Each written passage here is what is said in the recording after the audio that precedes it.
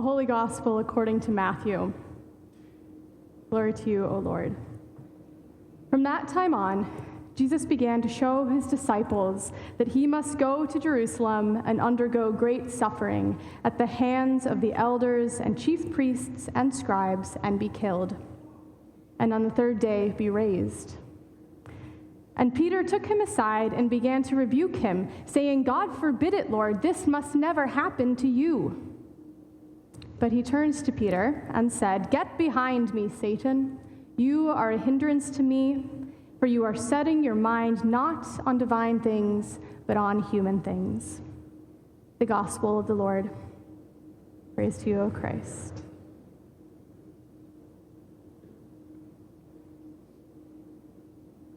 Good morning. My name is Liza, and I'm a student at the University of Chicago's Divinity School. For those of you who haven't met me, I'm serving as a part-time pastoral intern here at Grace this year, and I am glad to be with you this morning. Get behind me, Satan. Wow, what a very intense gospel we have today. Not long after Jesus has named Peter as the rock upon which his church will be built, he begins to tell his disciples and Peter that he must go to Jerusalem and undergo great suffering and be killed. In a very real and human way, Peter is shocked by this. In what is probably a very bold move, this disciple rebukes his teacher. Jesus rebukes him right back, calling him Satan and a hindrance, telling him that he is setting his mind on human things, not divine things. Peter, in addition to his shock and probable grief at hearing this news about Jesus, is now also probably pretty embarrassed on top. Embarrassed that he spoke to Jesus in such a way, and disappointed, above all, that the idea that he has held about Jesus is not reality. He is a disciple who is feeling a lot of really big emotions. I wonder if you can think of a time when you had a plan for yourself that didn't go the way you intended. Not a small plan, like, oh, I needed milk for my cereal, and I forgot to buy it at the grocery store. Like a very big plan. Some idea that you held about your life, your identity, that you had tied meaning to, that failed or changed or unraveled and caused distress as a result. I'll give you some time to think about a time in your life.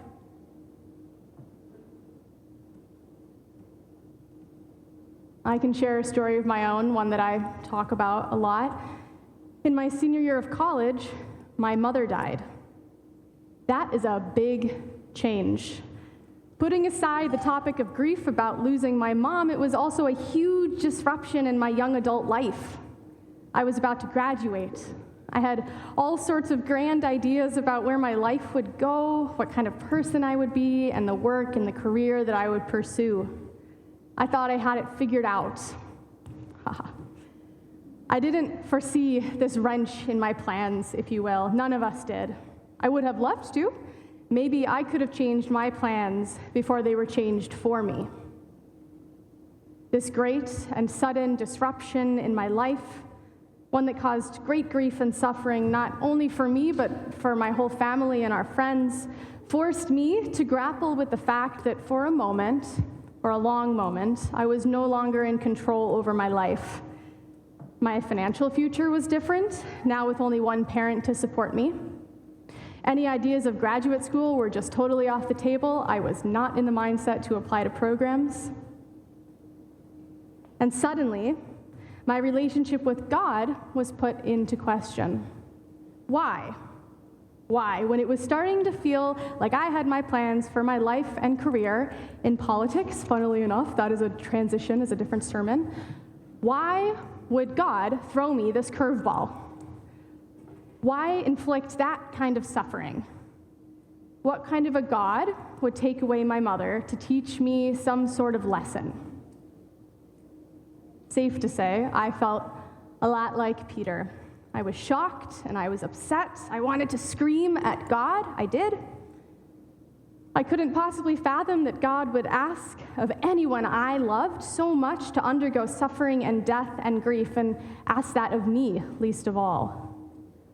What I couldn't see and what I refused to see at that time was how this catastrophic event would open my eyes to the way that God shows up with us and through us in the most catastrophic of times. Well, let's talk about Peter, shall we? This idea of getting behind Jesus. One thing that I came across in the preparation for this sermon is a reflection from Ralph Klein, who was a Seminex professor of emeritus of Old Testament at LSTC, the Lutheran Seminary in Hyde Park, Chicago. He says that the Messianic tradition, the Messiah tradition, with which disciples like Peter would have been familiar, does not say anything at all about the coming Messiah having to die. That the writers of the Hebrew Bible, the Old Testament, expected that the coming of the Messiah would lead to justice and total transformation of society, positivity, growth, redemption, not death. So not only is Peter now realizing for the very first time that his dearest friend and teacher will die, he's finding out that his entire idea about the Messiah and the world, his own plans for what Jesus would mean to him in the world, is wrong. Everything he hinged his life on has changed. He is realizing that he doesn't know the plan at all. And he has a very real human reaction to this news. Like, if given the chance, I'd yell at Jesus too. Don't go messing up my plan for what you're going to do in my life, Jesus.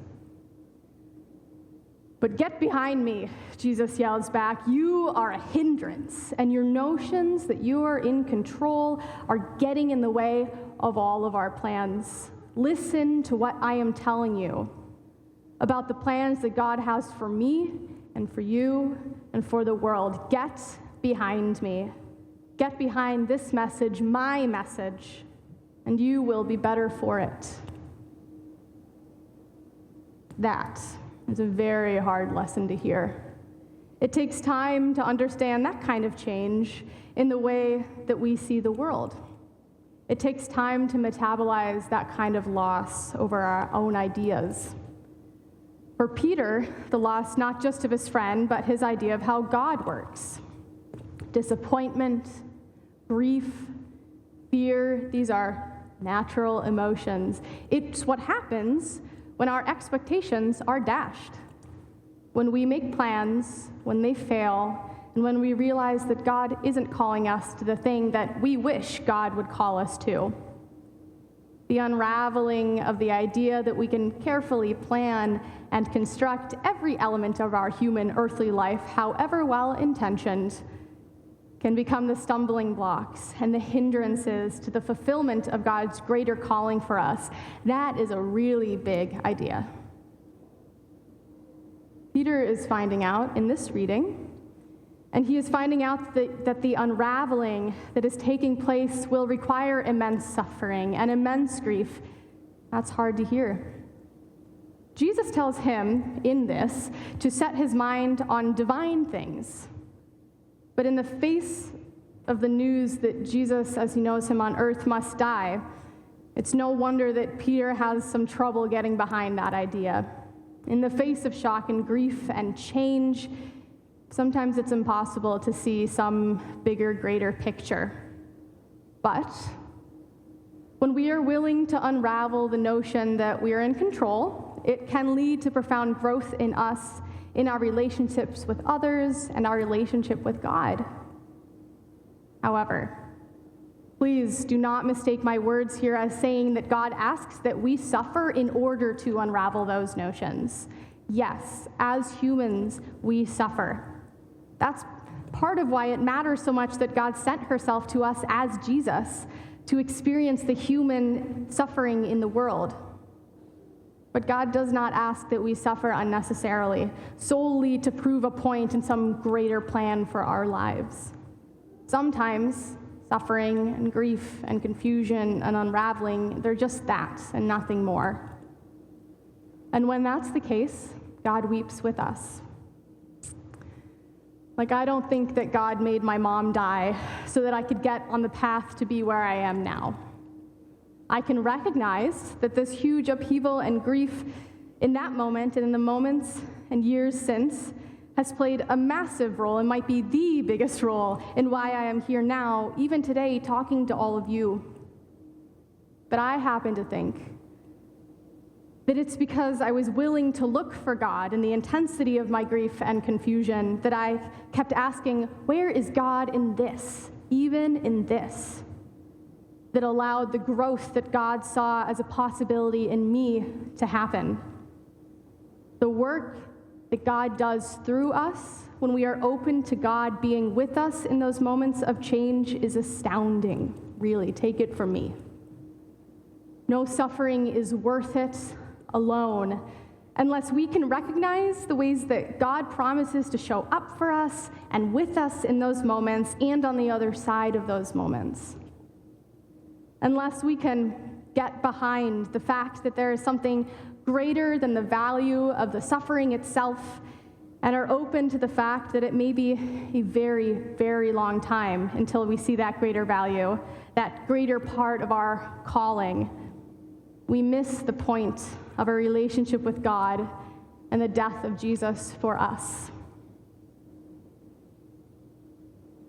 Getting behind Jesus means trusting that wherever we go, even in the darkest of our days and in the confusion and the doubt and the hurt that this human life can bring, Jesus has already been. He has walked that entire road. Getting behind Jesus for Peter and for us is a courageous thing to do. It requires trust and it requires faith in the ways that God will work or has already been working through us, even when we don't or won't see it. Checking in with ourselves and God to see what Jesus is all about in our lives in this way is hard work. Human brains create like an instinctive protectiveness about things that feel familiar and feel safe, things that fall in line with our idea of how the world works and how our life works. Like I felt safe with the idea that I would have two parents for several more decades. Peter felt safe with the idea that Jesus, the Messiah, had come and wouldn't leave them. What didn't feel safe was questioning those notions. But if we are willing to try questioning, in our best moments and in our worst moments, it can be a very powerful thing for our lives. We can ask ourselves, am I doing God's will? Do I even know right now what God's will is for me? And it's really okay, trust me, if you don't know what God's will is. I think most of us don't. That's one of the great mysterious joys of a life in faith, that God is going to show up for us and through us in ways we could never have planned. That Jesus has walked this road before us, ahead of us, so we know we won't be doing it alone.